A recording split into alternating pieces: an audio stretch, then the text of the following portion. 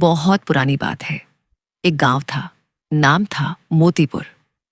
दिखने में बिल्कुल आम सा, लेकिन उसकी एक अजीब सी कहानी मशहूर थी।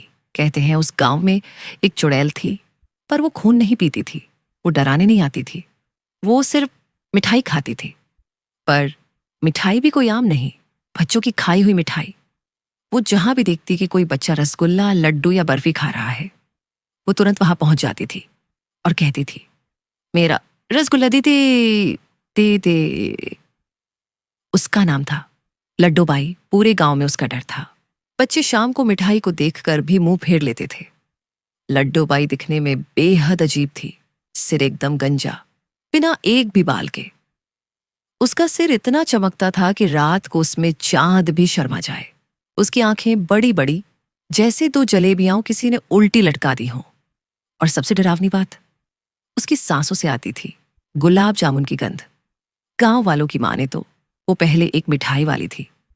उसका सपना था कि वो दुनिया की सबसे बड़ी मिठाई की दुकान खोले। पर एक बार उसने गांव के बच्चों की सारी मिठाई अकेले ही खा ली। बच्चों ने उसे चिढ़ाया, गंजी मिठाई चोर। गुस्से में उसने कसम खाई, अब मैं हर बच्चे से उसकी मिठाई छीन लूंगी, हमेशा के लिए। और फिर एक रात वो गायब हो गई। कहा जाता है उसी दिन से उसकी चुड़ैलों वाली मिठाई की भूख शुरू हुई। अब असली कहानी शुरू होती है। गांव में एक बच्चा था, बबलू, नटखट, मस्त और मिठाइयों का दीवाना। बबलू को लड्डू इतने पसंद थे कि जब माँ लड्डू छुपा देती, वो चुपचाप रात को उठकर ढूंढ लेता। एक दिन गांव में मेला लगा। झूले, खिलौने और सबसे जरूरी मिठाई की दुकान। बबलू ने एक थैली खरीदी, गुलाब जामुन, लड्डू, काजू बर्फी, सब कुछ। दोपहर में सबने चेतावनी दी, शाम होते ही मिठाई मत खाना, ये लड्डू बाई आ जाएगी। बबलू ने हंसते हुए कहा, अरे वो तो कहानी है, मुझे कौन खाएगा। शाम ढली। आसमान में नीली रोशनी और कोयलों की आवाज गूंज रही थी। हवा थोड़ी ठंडी हो चली थी। बबलू ने पेड़ के नीचे बैठकर पहला लड्डू निकाला। जैसे ही उसने मुंह में डाला, एक ठंडी हवा गुजरी, पेड़ की पत्तियां हिलने लगीं और उसके कानों में आवाज आई, मेरा लड्डू। बबलू ने घबराकर इधर उधर देखा, कोई नहीं था। वो हंसा, डर गया मैं। उसने दूसरा लड्डू खाया, फिर से वही आवाज, अब और करीब, मेरा लड्डू दे दे। अब बबलू डर गया, उठकर भागने ही वाला था कि उसके सामने एक परछाई आई। लंबा कद, गंजा सिर, मिठाई की थाली लिए खड़ी थी। लड्डू बाई। उसकी आंखों में मिठाई के लिए पागलपन था। उसने कहा, दे दे, वरना तुझे लड्डू बना दूंगी।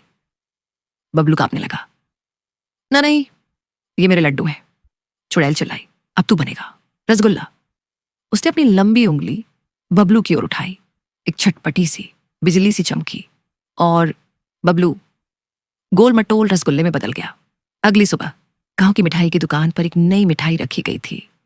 नाम था बबलू स्पेशल रसगुल्ला। जो बोले वो बोले, क्योंकि हर बार जब कोई बच्चा उसे खाने जाता, वो रसगुल्ला बोल उठता, नहीं, मैं इंसान हूं, मत खा। और फिर दुकान वाला चुपचाप वो रसगुल्ला हटा देता। लेकिन तब तक देर हो चुकी होती, क्योंकि लड्डू बाई उस दुकान के पीछे खड़ी होती, मुंह से टपकती रबड़ी के साथ, और कहती, अब अगला कौन खाएगा मिठाई।